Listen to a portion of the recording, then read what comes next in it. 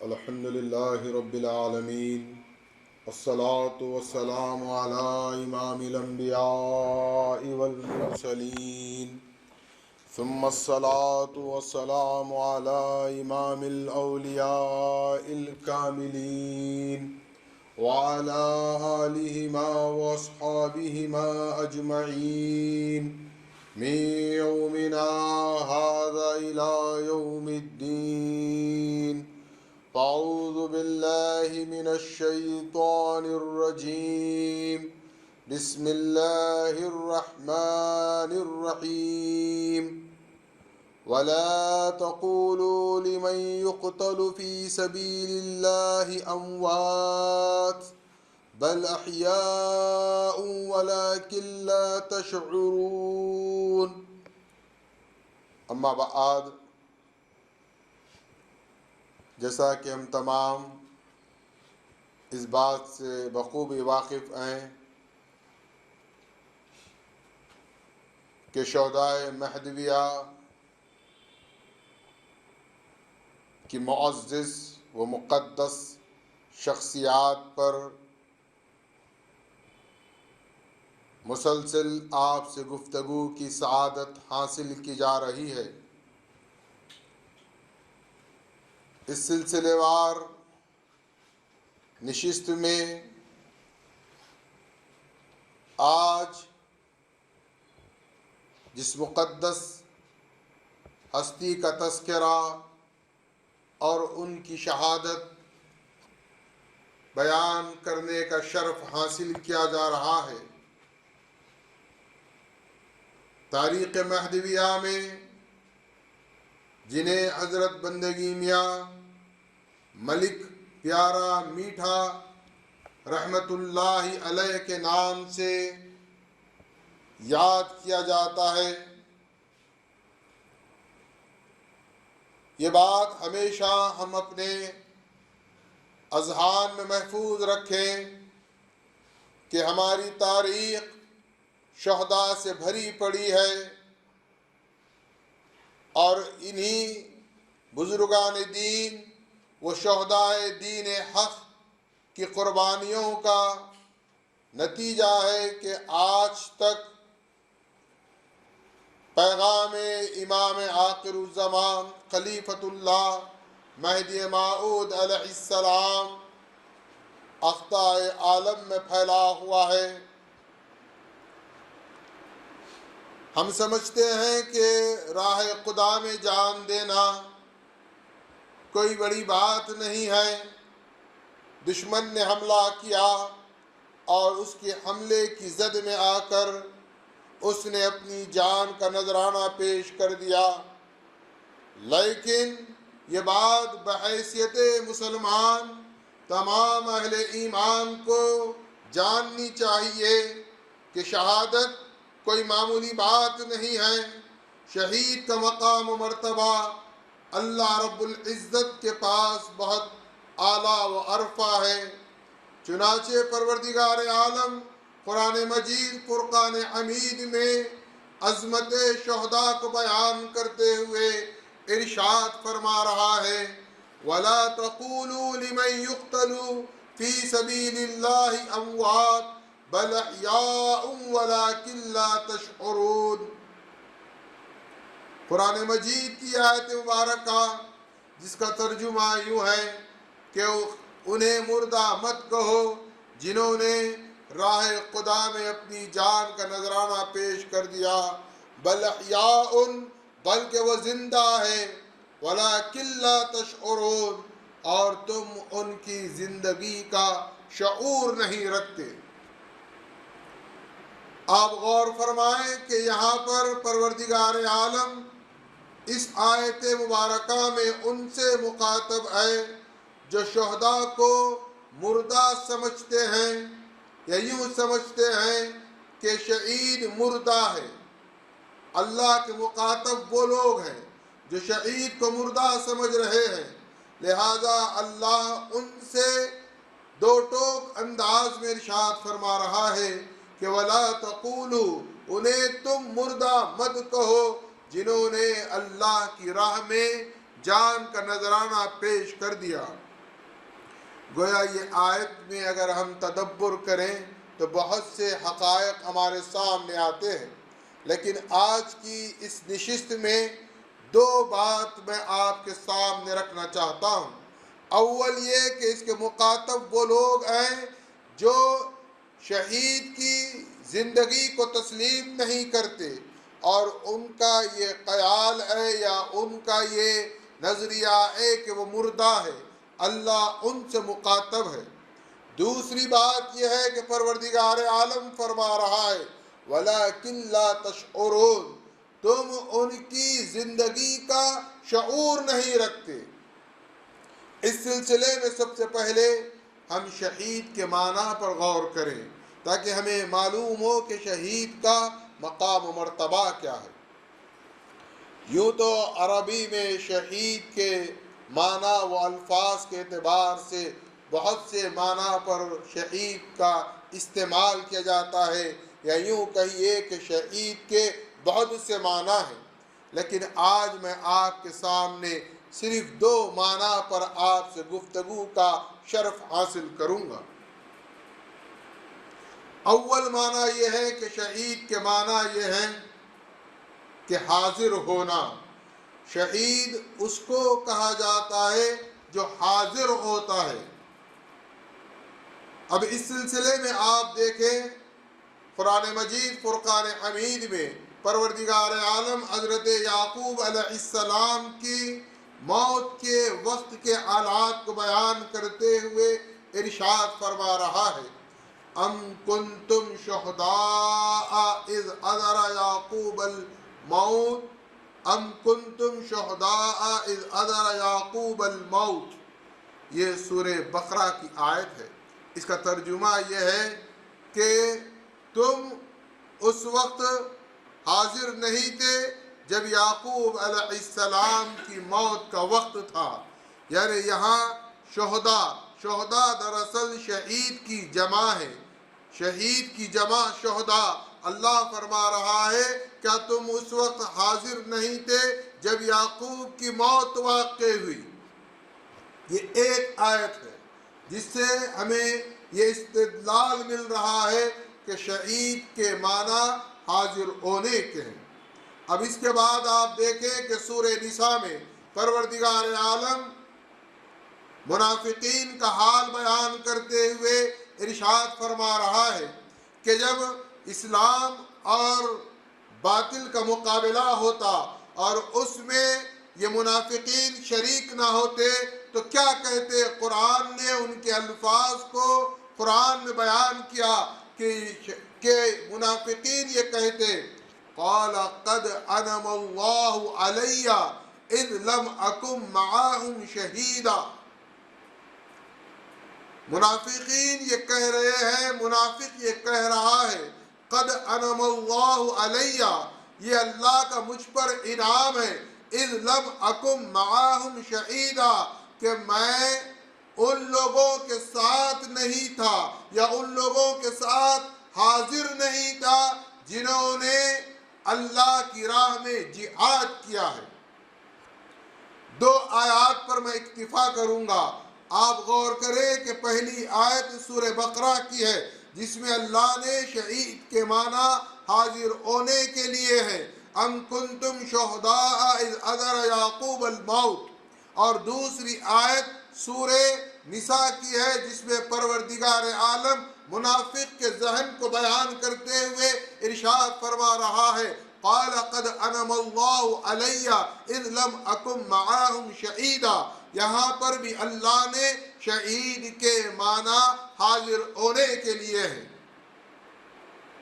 اب آپ دیکھیں ہم کہیں اور سے نہیں معنی لے رہے ہیں بلکہ قرآن کی نص قطعی سے یہ معنی ثابت ہو رہے ہیں، اور بلا تعویل کے یہ بات ثابت ہو رہی ہے کہ شہید کے معنی حاضر ہونے کے ہیں۔ آئیے مزید اس میں آپ تھوڑا سا غور کریں کہ ہم نماز جنازہ ادا کرتے ہیں۔ نماز جنازہ کی دعا میں ہم کیا دعا کرتے ہیں؟ اللہم اغفر لحیتنا و میتنا و شاہدنا و غائبنا و صغیرنا و کبیرنا و ذکرنا و انثانا۔ آپ نماز جنازہ میں یہ دعا کر رہے ہیں کہ پروردگار بخش دے ہمارے مردوں کو، لحیتنا و میتنا، ہمارے زندوں کو بخش دے، ہمارے مردوں کو بخش دے، و شاہدینا و غائبنا، ہمارے جو حاضر ہیں ان کو بھی بخش دے، جو غائب ہیں ان کو بھی بخش دے، جو چھوٹے ہیں صغیرنا و کبیرنا، جو چھوٹے ہیں ان کو بھی بخش دے، جو بڑے ہیں ان کو بھی بخش دے، اور پھر کہتے ہیں ہمارے مردوں کو بھی بخش دے اور ہماری عورتوں کو بھی بخش دے۔ اور یہ نماز جنازہ کی دعا احادیث سے ثابت ہے۔ تو آپ دیکھیں اس میں بھی شاہد کے کیا معنی آ رہے ہیں، حاضر کے ہو رہے ہیں۔ ایک معنی حاضر کے ہیں، یہ آپ اپنے ذہن میں رکھیں۔ اب اس کے بعد دوسرے معنی ہے شہید کے ناظر، یعنی مشاہدہ کرنے والا، دیکھنے والا۔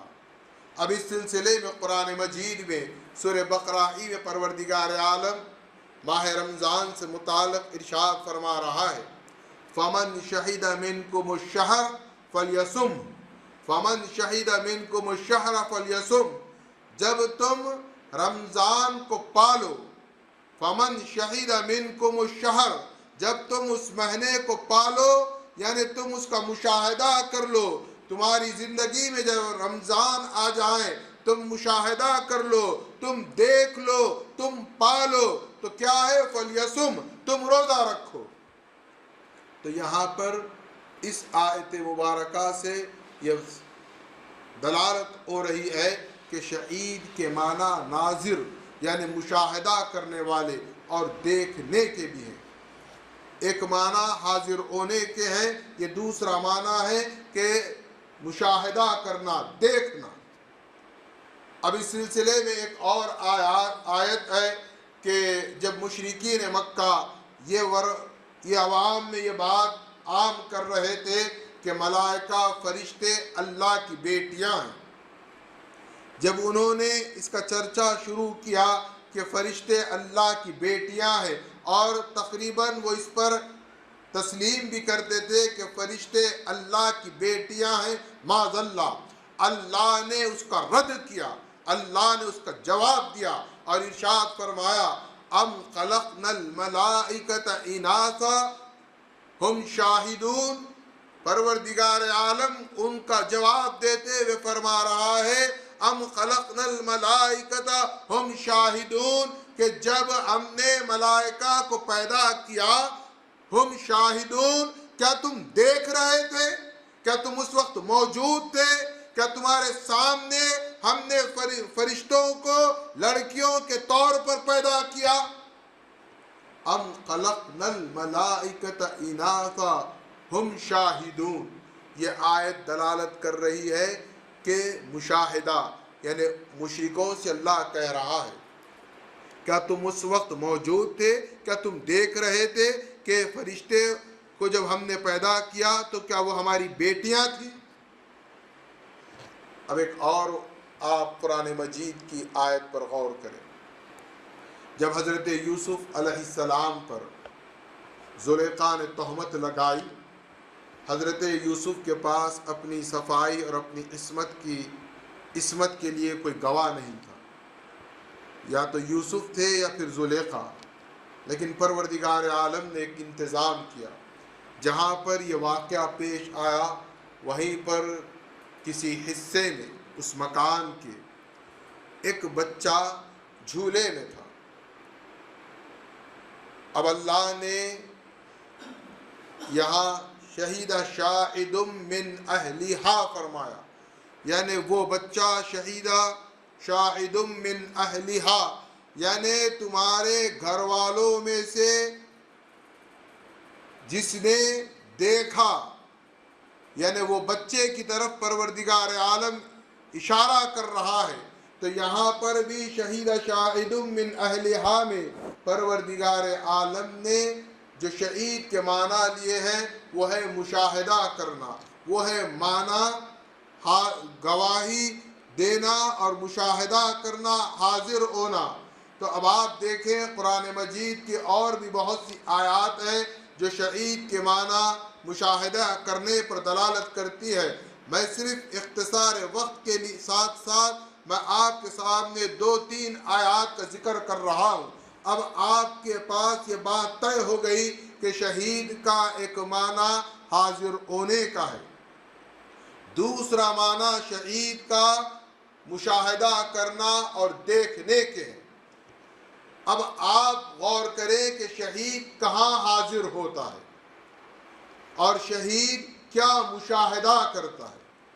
اب اس سلسلے میں حدیث صحیح ہے جو امام بخاری و امام مسلم نے اس کو روایت کیا ہے، حضرت جابر ابن عبداللہ سے۔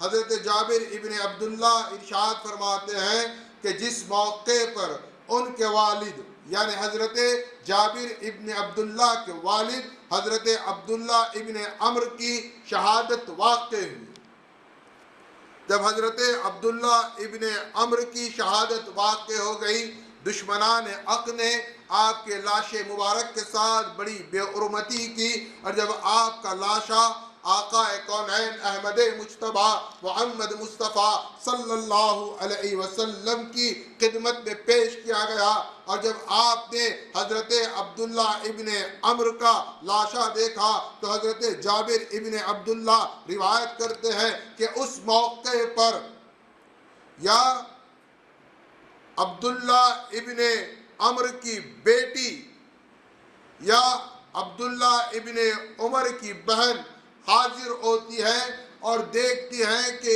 ان کے یعنی حضرت عبداللہ ابن عمر کے جو کیفیت ہے، جس کو شہید کر دیا گیا ہے، جو لاشے کی حالت ہے، وہ زار و قطار چیخیں مارتے ہوئے روتی ہے۔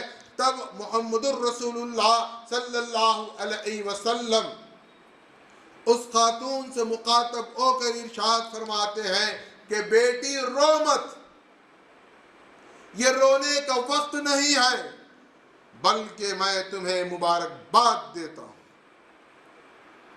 چونکہ جب ایک انسان کی جان اس کے جسم سے نکلتی ہے تو ملک الموت یا اس کے قبیلے کا کوئی فرشتہ ایک اس کی جان اس کے جسم سے نکال کر جہاں پہنچانا ہے وہاں پر پہنچا دیتا ہے۔ یہ ایک عام انسان کی موت کا موقع ہوتا ہے کہ اس کی موت کے لیے صرف ایک فرشتہ آتا ہے، ایک فرشتہ حاضر ہوتا ہے۔ اب یہاں پر رسول اللہ صلی اللہ علیہ وسلم اس خاتون سے کہہ رہے ہیں کہ میں تمہیں مبارکباد دیتا ہوں، اور تمہیں معلوم ہونا چاہیے عبداللہ ابن عمر کی روح کو لینے کے لیے 1000 فرشتے آسمان سے زمین پر نازل ہوئے۔ اب اندازہ کریں کیا مقام ہوا شہید کا کہ ایک شہید کی روح کو لینے کے لیے ایک نہیں بلکہ 1000 فرشتے حاضر ہوتے ہیں، اور وہ شہید کی روح ان 1000 فرشتوں کے جھرمٹ میں اس مقام اعلیٰ پر پہنچتی ہے جہاں پر پروردگار عالم اس کا منتظر ہوتا ہے۔ اور روایت میں یہاں تک آیا ہے کہ آقا کونین محمد الرسول اللہ صلی اللہ علیہ وسلم ارشاد فرماتے ہیں کہ دیکھو شہید کے کیا مقام ہوا۔ ایک شہید جب راہ خدا میں اپنی جان کا نذرانہ پیش کرتا ہے، اس کی روح کو لینے کے لیے 1000 فرشتے آسمان سے زمین پر نازل ہوتے ہیں۔ ایک شہید کی روح کے لیے جب 1000 فرشتے نازل ہوتے ہیں تو پروردگار عالم اس کو شہید قرار دے رہا ہے۔ 1000 فرشتوں کی آمد پر اسے تاج شہادت اس کے سر پر رکھا جا رہا ہے۔ اب آپ غور کریں، یہاں پر ایک ایمانی بات آپ ملحوظ رکھیں کہ آقا کونین محمد الرسول اللہ صلی اللہ علیہ وسلم کی گنبد خضرا قدرہ پر جہاں پر محمد الرسول اللہ صلی اللہ علیہ وسلم آرام فرما ہے۔ احادیث سے یہ بات ثابت ہے کہ اس مقام پر یعنی گنبد قدرہ پر صبح 70,000 فرشتے حاضر ہوتے ہیں اور شام 70,000 فرشتے حاضر ہوتے ہیں۔ گویا اگر کوئی راہ خدا میں جان دے دے، شہید ہو جائے، تو اس کا مرتبہ و مقام اللہ نے یہ بتایا کہ اس کی روح کو لینے کے لیے 1000 فرشتے آئیں تو وہ شہید ہو گیا۔ تو تصور کریں آقا کونین محمد الرسول اللہ صلی اللہ علیہ وسلم کے روز اطہر پر صبح 70,000 فرشتے نازل ہوتے ہیں، حاضر ہوتے ہیں، اور شام 70,000 فرشتے حاضر ہوتے ہیں، تو محمد الرسول اللہ صلی اللہ علیہ وسلم کا مقام شہادت کیا ہوگا؟ اور محمد الرسول اللہ صلی اللہ علیہ وسلم کو پروردگار عالم ہر صبح ایک نیا تاج شہادت پہناتا ہے اور ہر شام ایک نیا تاج شہادت پہناتا ہے۔ اب یہاں پر یہ بات آئے گی، یہ فرشتے حاضر ہو رہے ہیں لیکن شہید کہاں حاضر ہو رہا ہے؟ شہید کہاں حاضر ہو رہا ہے؟ تو یہی حضرت جابر ابن عبداللہ سے دوسری روایت میں، جس کو سنن ابن ماجہ اور امام ترمذی نے روایت کیا ہے، کہ آقا کونین محمد الرسول اللہ صلی اللہ علیہ وسلم حضرت جابر ابن عبداللہ سے فرما رہے ہیں، اے جابر، کیا میں تمہیں بتاؤں تمہارے والد عبداللہ ابن عمر کا اس وقت کیا حال ہے؟ حضرت جابر ابن عبداللہ فرماتے ہیں کہ یا رسول اللہ ضرور ارشاد فرمائے۔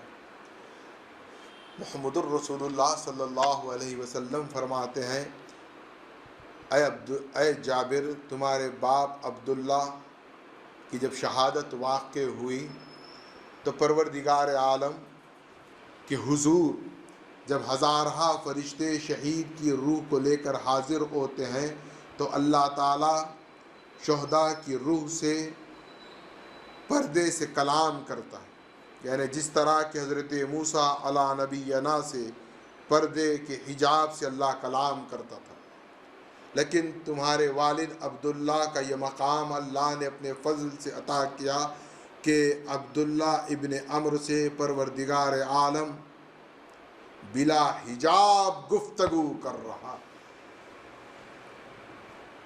حضرت جابر ابن عبداللہ کو محمد الرسول اللہ مبارکباد دیتے ہیں، کہتے ہیں دیکھو جابر، تمہارے والد عبداللہ ابن عمر بارگاہ اہدیت میں اللہ سے بلا حجاب، یعنی حضرت عبداللہ ابن عمر کی روح مبارک پروردگار عالم کے حضور بلا حجاب کلام کر رہی ہے۔ حضرت جابر ابن عبداللہ رسول مکرم صلی اللہ علیہ وسلم کو تکتے ہیں، رسول اللہ فرماتے ہیں اے جابر آگے بتاؤ کیا گفتگو ہو رہی ہے؟ شہید کے معنی کیا ہے؟ حاضر ہونے کے ہیں۔ اب آپ دیکھیں شہید کے معنی مشاہدہ کرنے کے ہیں۔ اول معنی شہید کے حاضر ہونے کے، اس سلسلے میں اس کی روح کو لینے کے لیے 1000 فرشتے حاضر ہوئے۔ دوم یہ کہ وہ شہید کی روح اللہ کی بارگاہ میں حاضر ہو گئی۔ کسی سے اللہ نے حجاب میں کلام کیا، لیکن عبداللہ ابن عمر سے اللہ بلا حجاب کلام کر رہا ہے، گویا اللہ کے قرب میں حاضر ہو رہا ہے، تو اس معنی میں اس کا مقام شہید کا ہو گیا۔ اب ادھر رسول اللہ فرماتے ہیں بتاؤ اے جابر، اللہ اور تمہارے والد عبداللہ ابن عمر کی روح میں کیا گفتگو ہو رہی ہے؟ آقا کونین فرماتے ہیں اللہ عبداللہ ابن عمر سے کہہ رہا ہے کہ تمہارے لیے یہ جنتیں، یہ تمام فضائیں، یہ یہاں کا ماحول ابد الآباد تک ہے، تم یہیں پر رہو، تمہاری کوئی آرزو ہے تو بیان کرو۔ سبحان اللہ، کیا مقام شہید ہوتا ہے، آپ غور کریں۔ وہاں پر اللہ عبداللہ ابن عمرو کی روح سے پوچھ رہا ہے کہ بتاؤ تمہاری کیا آرزو؟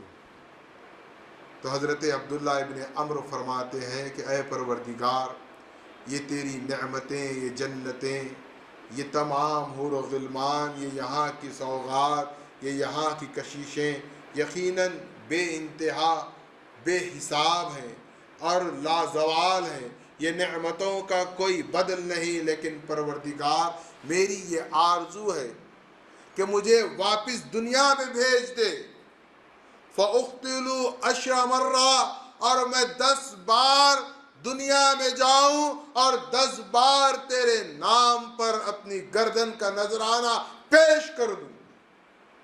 چونکہ جو لذت، جو کیفیت، جو سرور مجھے اس لمحہ میسر آیا تھا جب کہ میں اپنی جان کا نذرانہ تیری بارگاہ میں پیش کر رہا تھا، وہ 1000 گنا بہتر اور افضل ہے تیری ان جنتوں کے، تیرے ان فضاؤں کے، تیرے ان تمام نعمتوں کے۔ پروردگار اے باری تعالیٰ، جب میری روح قبض عنصری کی طرف پرواز کرنے کے لیے نکل رہی تھی، میں نے تیرا جلوہ دیکھا۔ مولا، میں تیرے دید کا وہ لمحہ بار بار دیکھنا چاہتا ہوں، تو مجھے زمین پر بھیج دے، میں 10 مرتبہ زمین پر جاؤں، 10 مرتبہ قتل ہو جاؤں، شہید ہو جاؤں، تاکہ جو لمحہ شہادت ہے اس کی لذتوں کا کوئی مول نہیں ہے اور نہ کوئی اس کا بدل ہے۔ کیا معنی ہوئے شہید کے؟ حاضر ہونا، مشاہدہ کرنا۔ اب آپ دیکھیں، یہ حضرت عبداللہ ابن عمرو کی روح مبارک وہاں پہنچی، اور اس کو بیان کون کر رہے ہیں؟ اس کو بیان کہاں کیا جا رہا ہے؟ رحمتاً للعالمین، آقا کونین، افضل الانبیاء، خاتم الانبیاء، محمد الرسول اللہ صلی اللہ علیہ وسلم اس کرۂ ارض پر شہر مدینہ منورہ میں مسجد نبوی میں بیان کر رہے ہیں۔ تو آپ دیکھیں محمد الرسول اللہ کیسے شاہد ہوئے۔ کلام اور منظر وہاں اعلیٰ علیین کا ہے، اور محمد الرسول اللہ اس زمین پر رہ کر وہاں کا مشاہدہ کرتے ہوئے اس تمام کیفیات اور حالات کو حضرت جابر ابن عبداللہ سے بیان کر رہے ہیں۔ تو اندازہ کرے کہ محمد الرسول اللہ کی ذات گرامی مرتبت وہ ذات اقدس ہے کہ ایک شہید اپنی جان اللہ کی راہ میں لٹا کر جب بارگاہ اہدیت میں پہنچتا ہے اور اللہ سے یا تو ورائے حجاب یا بلا حجاب کلام کرتا ہے تو شہید ہوتا ہے۔ اور یہاں محمد الرسول اللہ کا یہ مقام و مرتبہ ہے کہ مسجد نبوی میں ٹھہر کر آپ جنت کا اور اس منزل کا اور اس مقام کا مشاہدہ کرتے ہیں۔ محمد الرسول اللہ کے صدقے و طفیل تو شہداء کو یہ نعمت عظمیٰ ملی، اور رسول مکرم صلی اللہ علیہ وسلم فرماتے ہیں کہ جب بندہ اپنی جان کا نذرانہ اللہ کی راہ میں پیش کرتا ہے، جب گردن سے اس کی تلوار مس ہوتی ہے اور جب اس کا گلا کاٹ دیا جاتا ہے، تو رسول اللہ فرماتے ہیں اس وقت اسے اتنی ہی تکلیف محسوس ہوتی ہے جیسے کہ کسی ایک چیونٹی نے اسے کاٹا ہے۔ چونکہ پروردگار عالم اپنا جلوہ ایک لخت نہیں دکھا دیتا، اس کے پہلے آثار پیدا ہوتے ہیں۔ جس طرح آپ روزمرہ کی زندگی میں غور کریں، یہ سورج اچانک نمودار نہیں ہوتا، بلکہ اس کے اپنے ادوار ہوتے ہیں، اس کے مراحل ہوتے ہیں، جس کو صبح کاذب کہا جاتا ہے۔ صبح کاذب کے موقع پر ہلکی سی روشنی آنا شروع ہوتی ہے، اس کے بعد صبح صادق کا مرحلہ آتا ہے، سفیدی پھیل جاتی ہے اور رات کی تاریکی کوچ کرنے لگتی ہے۔ پھر اس کے بعد مرحلہ آتا ہے جس میں سورج آنکھ کھولتا ہے اور آسمان پر نمودار ہو جاتا ہے۔ یہ مرحلے وار سورج ایک اللہ کی مخلوق نمودار ہو رہی ہے، وہ تو جلوہ حق ہے۔ تو جلوہ حق کے بھی پروردگار عالم پہلے آثار پیدا کرتا ہے جو راہ خدا میں اپنی جان کا نذرانہ پیش کرتا ہے۔ اب جیسے ہی جلوہ حق کے آثار شہید اپنی آنکھوں سے دیکھنے لگتا ہے، اور جب تلوار اس کی گردن کے قریب آتی ہے یا تلوار سے اس کے جسم کو چھنی چھنی کیا جانے لگتا ہے، تو وہ اس طرف مشغول ہو جاتا ہے، وہ محو ہو جاتا ہے ان آثار کی طرف۔ وہ آثار کی لذتوں کا یہ عالم ہوتا ہے کہ جب تلوار اس کی گردن کو کاٹ دیتی ہے تو اس کو احساس تک نہیں ہوتا، چونکہ وہ جلوہ حق کے آثار میں محو ہے اور اسے اس دنیا کی کوئی خبر نہیں۔ اور جو ہی تلوار چلتی ہے اور اس کا جسم دو ٹکڑے ہو جاتا ہے، ادھر آثار میں بھی پروردگار عالم تبدیلی لاتے ہوئے اپنا جلوہ اس کے سامنے مشاہدہ کرواتے ہیں۔ اس بات کو آپ کہیں گے کہ کیسے ہم تسلیم کریں؟ دیکھیے، قرآن پڑھیے، قرآن پڑھیں گے تو سب سمجھ میں آئے گا کہ یہ آثار کیا ہوتے ہیں، اللہ کے دیدار کی لذت کیا ہوتی ہے، اس کے حسن کا پیکر اگر انسان مشاہدہ کرتا ہے تو اس کی کیا کیفیت ہوتی ہے۔ اب ہمیں کہاں ان تمام چیزوں سے دلچسپی؟ ہماری دلچسپی کس میں ہے؟ ہماری دلچسپی ہے ہیلووین سیلیبریٹ کرنے میں۔ گزشتہ ہفتہ لاسٹ ویک سارے امریکہ میں ہیلووین سیلیبریٹ کیا گیا۔ معاف فرمانا، یہ مسلمانوں کا شیوا نہیں۔ اور مجھے بڑا تعجب ہوتا ہے قوم مہدویہ کے روایات یا ان کے اپنی جو رسم و رواج ہے اس پر وہ افراد یہ اعتراض کرتے ہیں اور کہتے ہیں یہ بدعت ہے، یہ شرک ہے، اس کا اسلام سے تعلق نہیں، یہ مہدویوں کا اپنا گھڑا ہوا معاملہ ہے، پتہ نہیں کیا کیا کہتے ہیں، آپ تمام اس سے واقف ہیں۔ لیکن جو ہمارے عقائد پر، ہمارے ایمانیات پر یا ہماری روایات پر اس طرح کا کلام کرتے ہیں، وہی افراد ہیلووین سیلیبریٹ کرتے ہیں۔ تو ذرا ان نادانوں سے کوئی تو پوچھے، کوئی تو جرت کرے، کوئی تو جسارت کرے، پوچھے ہماری یہ تمام روایات آپ کو شرک و بدعت نظر آئی، لیکن آپ ذرا ثابت کر کے بتاؤ یہ ہیلووین سیلیبریٹ کرنا کہاں سے ثابت ہے؟ کہیں گے نہیں، یہ امریکن کلچر ہے۔ اچھا، اب امریکن کلچر سمجھ میں آ رہا۔ اگر ہم کہیں کوئی بات تو آپ شرک و بدعت کہتے ہیں، اور آپ ہیلووین مناتے ہیں، اپنے بچوں کو اس میں کینڈی دلواتے بھی ہیں، خود بھی تقسیم کرتے ہیں، اور پھر دعویٰ ہے کہ ہم مومن ہیں، دعویٰ ہے کہ ہم مسلمان ہیں۔ تو بھلا بتلائیے یہ کیسے مسلمان ہوئے، یہ کیسا ایمان ہوا کہ آپ ہیلووین کو سیلیبریٹ کر رہے ہیں؟ میں تو کہوں گا اس سال ایک اور اچھا کام ہو گیا۔ ایک عوام، بالخصوص نوجوانوں کا ایک ذہن بنایا گیا، ایک ذہن سازی کی گئی۔ ان سے بہت ہی لاجیکل بات کہی جاتی ہے کہ دیکھو اسلام کہاں سے آیا؟ کہا جاتا ہے اسلام عرب سے آیا۔ بچے کہتے ہیں بالکل بے شک بات صحیح ہے، اسلام عرب سے آیا۔ اب ان کی ذہن سازی کے طور پر کہا جاتا ہے دیکھو مکے میں، مدینے میں، سعودی عرب میں، مملکت سعودیہ میں جو چیز ہوگی وہ اصل اسلام ہوگا، چونکہ وہاں سے اسلام آیا ہے۔ بچے فوراً متاثر ہو جاتے ہیں، کہتے ہیں دیکھو وہاں پر یہ نہیں ہے، وہ نہیں ہے، یہ شرک ہے، وہ بدعت ہے۔ اب جو ہے وہاں پر کلین اسلام ہے، صاف و شفاف اسلام ہے۔ بچہ متاثر، نوجوان متاثر، عوام متاثر، اور کیونکہ ہمارے پاس وقت نہیں ہے کہ ہم قرآن پڑھیں، ہمارے پاس وقت نہیں ہے کہ ہم سیرت النبی صلی اللہ علیہ وسلم کا مطالعہ کریں۔ میرا یہ دعویٰ ہے، میں بہت ذمہ داری کے ساتھ یہ بات کہہ رہا ہوں، اگر کوئی صحیح معنی میں قرآن مجید کا مطالعہ کرے گا، سیرت النبی صلی اللہ علیہ وسلم کا مطالعہ کرے گا، تو وہ کبھی بھی امام مہدی علیہ السلام پر یا تعلیمات مہدی علیہ السلام پر اعتراض نہیں کرے گا۔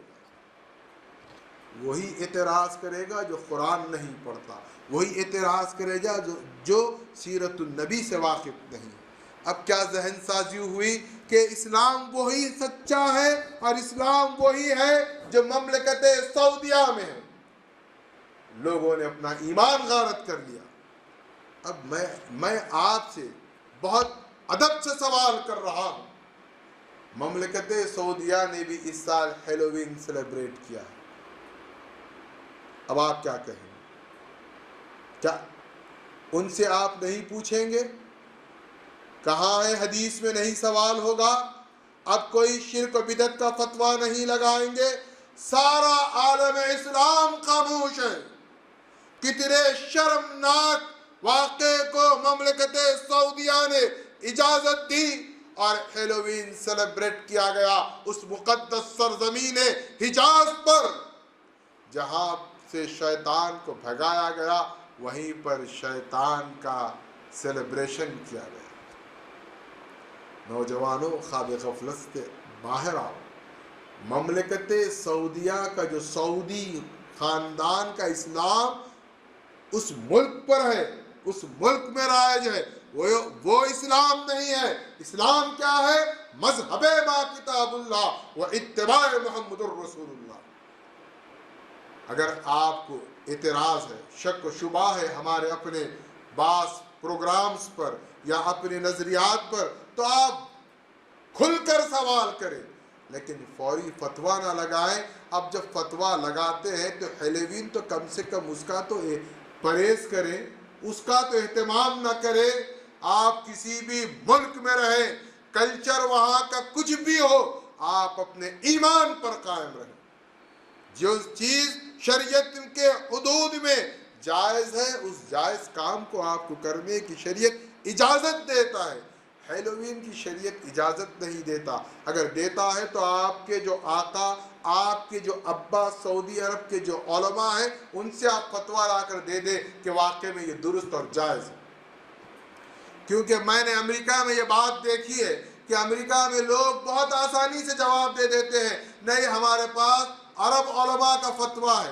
کوئی بھی بات پر بات کہی جائے تو کہتے ہیں عرب علماء کا فتویٰ ہے۔ میں ان نوجوانوں سے کہہ رہا ہوں کہ اب آپ عرب علماء سے فتویٰ لا کر بتائیں ہیلووین سیلیبریٹ کرنا جائز ہے یا ناجائز ہے۔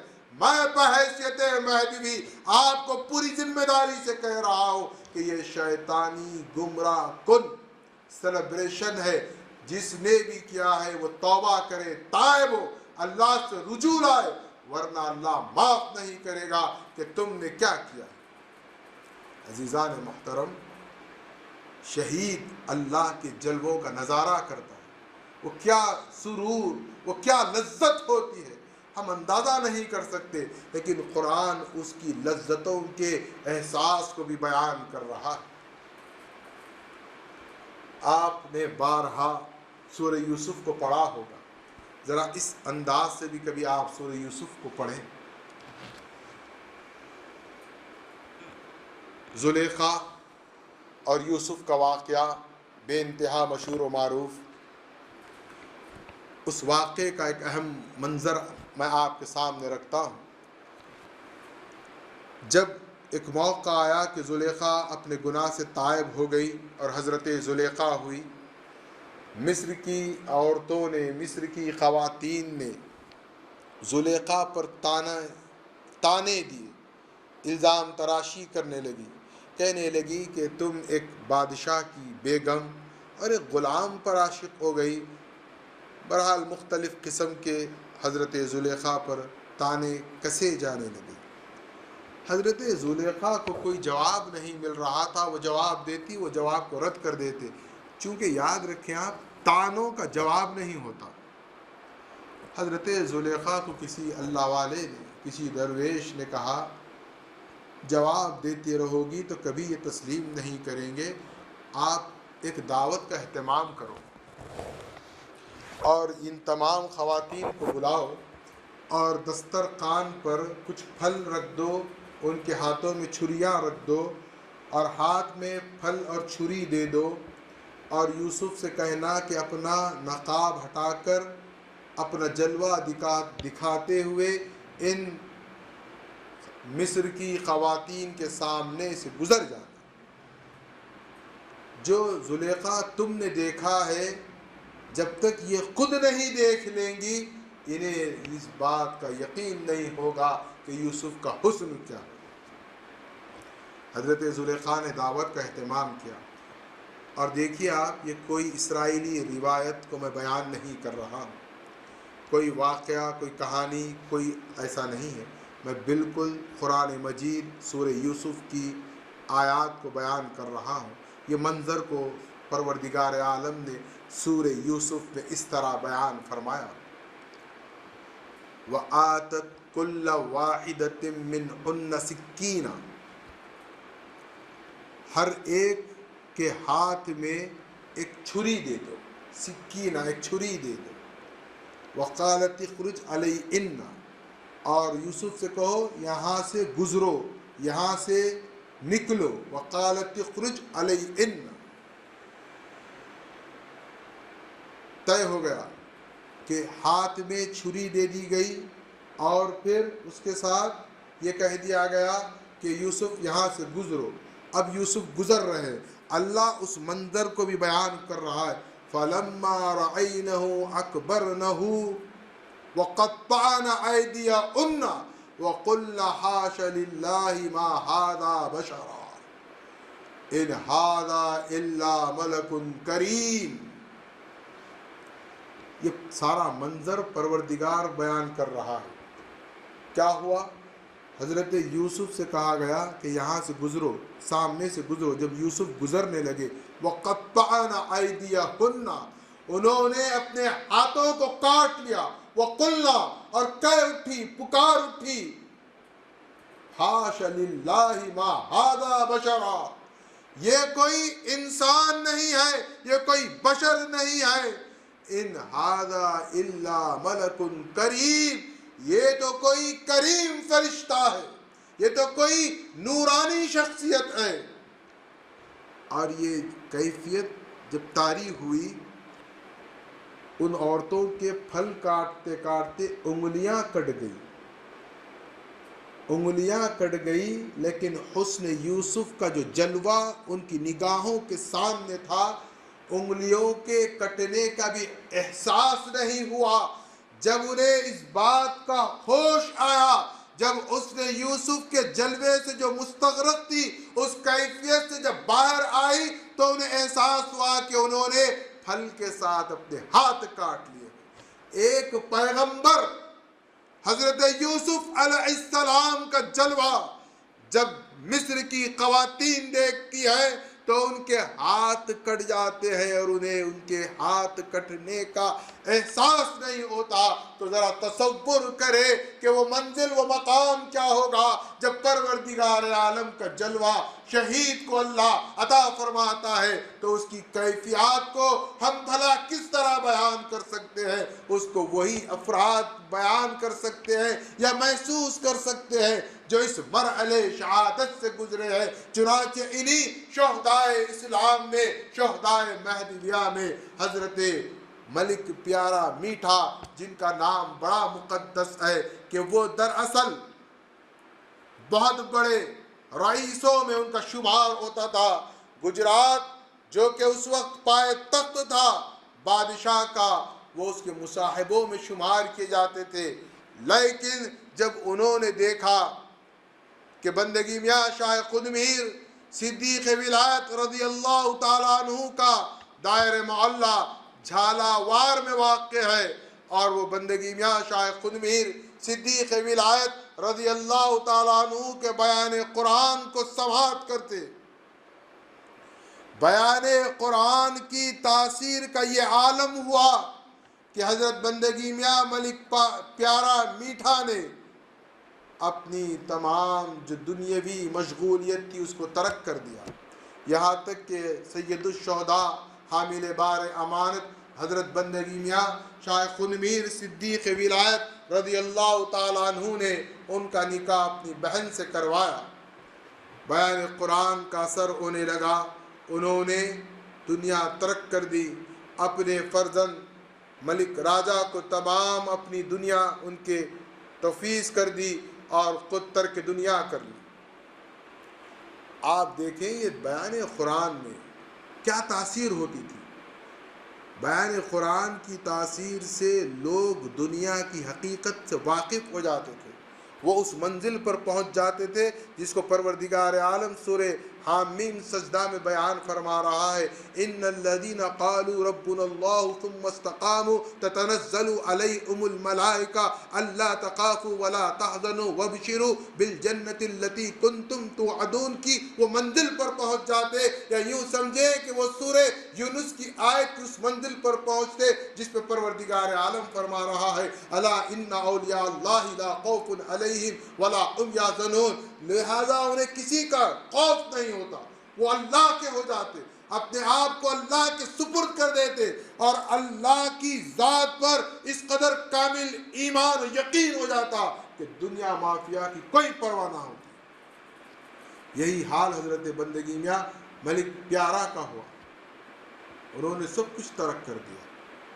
لیکن ان کے اندر جو ہمت، طاقت، جو شجاعت، جو بہادری تھی، بادشاہ کے دربار میں بھی وہ نہیں گھبراتے تھے، اور انہوں نے اس بات کی کوشش کی کہ جب ملعون مظفر نے یہ حکم صادر کیا کہ جھالاوار میں جہاں پر سید الشہداء حامل بار امانت شاہ قطمیر صدیق ولایت رضی اللہ تعالیٰ عنہ کا دائر معلیٰ ہے، وہاں سے آپ کو رخصتی کا حکم نامہ جاری کیا اور شاہ قطمیر صدیق ولایت رضی اللہ تعالیٰ عنہ وہاں سے ہجرت کرنے لگے۔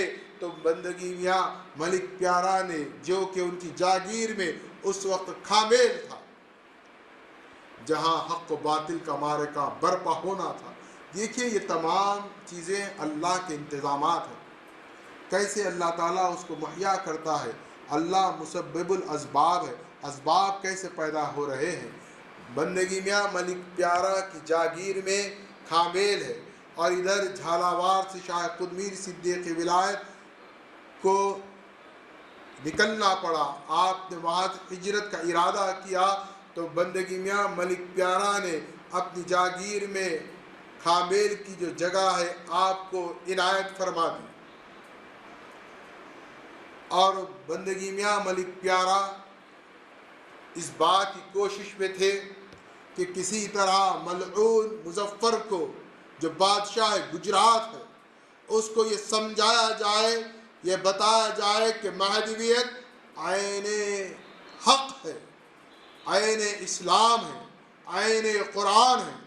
جب آپ اس کے پاس پہنچے اور بادشاہ کا لحاظ نہ کرتے ہوئے اپنی پوری ہمت و طاقت کے ساتھ، چونکہ الا ان اولیاء اللہ لا خوف علیہم ولا هم یحزنون کی منزل پر وہ پہنچ چکے تھے، بغیر ڈرے، بغیر گھبرائے مہدویت کو اس کے سامنے پیش کیا، اور ادھر علماء سو، عمرہ، دنیا دار اس تشویش میں پڑ گئے کہ ملک پیارا اگر بادشاہ کو اس طرف راغب کر لے یا بادشاہ کو متاثر کر دے تو ہماری خیر نہیں، ہماری یہ دنیا داری ختم ہو جائے گی۔ لہذا علماء سو اس وقت کے عمرہ نے دربار کے باہر انتظار کیا، اور یہ اللہ کا بندہ مہدی علیہ السلام کا مصدق پوری شان و شوکت کے ساتھ، پوری جاؤ جلال کے ساتھ دربار سے نکلا اور گھوڑے پر سوار ہو گیا، تو ان دنیا دار علماء اور عمرہ دنیا پرست افراد نے ایک غلام شرف الدین کو اس بات پر مائل رکھا تھا، اس کو مقرر کر رکھا تھا کہ جیسے ہی وہ گھوڑے پر سوار ہو تلوار سے وار کرنا اور جسم کے 2 ٹکڑے کر دینا۔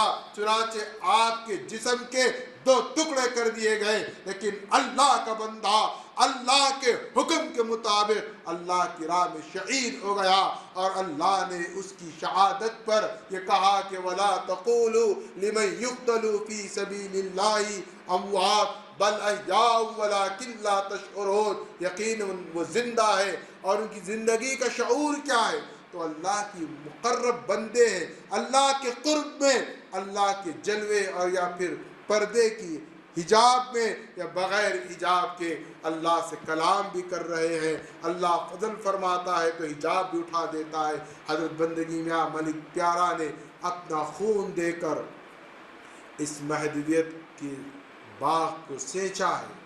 ہم ان کے اس قربانی کو، ان کے اس جذبے کو رائگاں نہ کریں، ہم اپنے ایمان پر قائم رہیں، اور یقین مانیے ہمارا ایمان، ہمارا امام سچا ہے۔ پروردگار عالم سے دعا ہے کہ اللہ تعالی ہمیں مہدی موعود علیہ السلام کی تصدیق پر موت عطا فرمائے۔ وآخر الدعوانا ان الحمد للہ رب العالمین۔